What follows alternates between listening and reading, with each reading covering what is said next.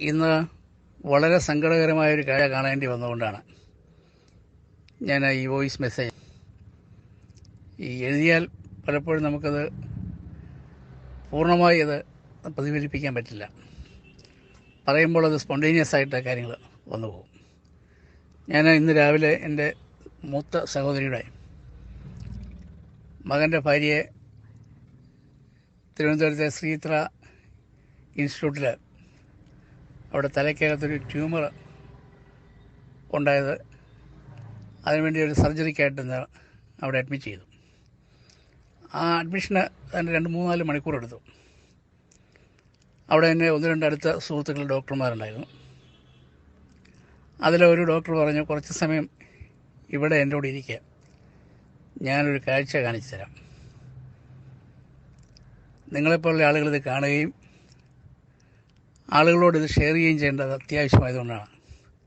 കുറച്ച് സമയം ഏതായാലും പുറത്ത് വെറുതെ ഇരിക്കേണ്ട, ഇവിടെ ഇരിക്കുക. ഞാൻ അദ്ദേഹത്തോടൊപ്പം എൻ്റെ 1-1.25 മണിക്കൂർ സമയം അദ്ദേഹത്തിൻ്റെ കൺസൾട്ടിങ് റൂമിൽ ഇരുന്നു.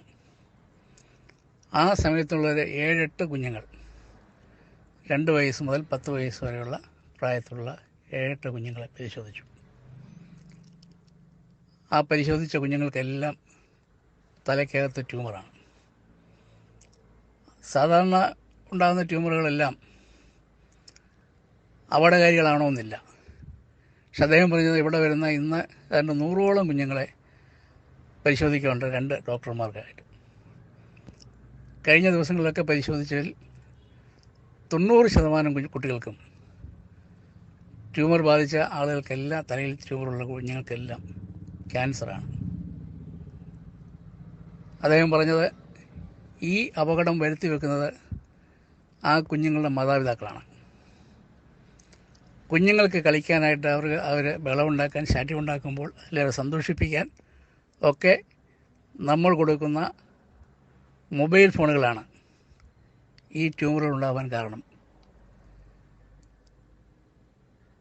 വളരെ വ്യക്തമായി അവർക്ക് ബോധ്യം വന്ന കാര്യമാണ്. പലപ്പോഴും നമ്മൾ വാട്സപ്പ് ഗ്രൂപ്പിലൊക്കെ ഇത് കാണാറുണ്ട്. കഴിഞ്ഞ ദിവസം ഒരു ചാനലിലും ഇത് പറഞ്ഞിട്ടുണ്ടായിരുന്നു.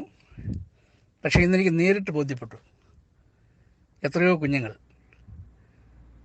എട്ടും പൊട്ടും തിരിയാത്ത പ്രായത്തിൽ ആ കുഞ്ഞുങ്ങൾ മാരകമായ രോഗത്തിന് അടിമപ്പെടുന്നതിൻ്റെ കാരണക്കാർ എന്ന് പറയുന്നത് അവരുടെ മാതാപിതാക്കളാണ്.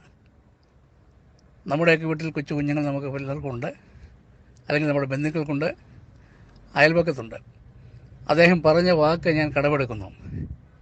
ഈ കുഞ്ഞുങ്ങൾക്ക് കൊടുക്കുന്ന ഈ മൊബൈൽ ഫോൺ എന്ന് പറയുന്നത്, ഇതിന് പകരം ആ കുഞ്ഞുങ്ങൾക്കൊരു കൈത്തോക്ക് വാങ്ങിക്കൊടുത്താൽ അവരൊരു നിമിഷം കൊണ്ട് അവരുടെ കാര്യം കഴിയും. പക്ഷേ ഇഞ്ചിഞ്ചായ കുഞ്ഞുങ്ങളെ കൊല്ലുന്ന സാധനമാണ് ഈ മൊബൈൽ ഫോൺ. അതുകൊണ്ട് ഒരു കാരണവശാലും ഈ കുഞ്ഞുങ്ങൾക്ക് മൊബൈൽ ഫോൺ കൊടുത്ത് അവരെ അതിനെ അടിമകളാക്കുവാൻ ശ്രമിക്കരുത്.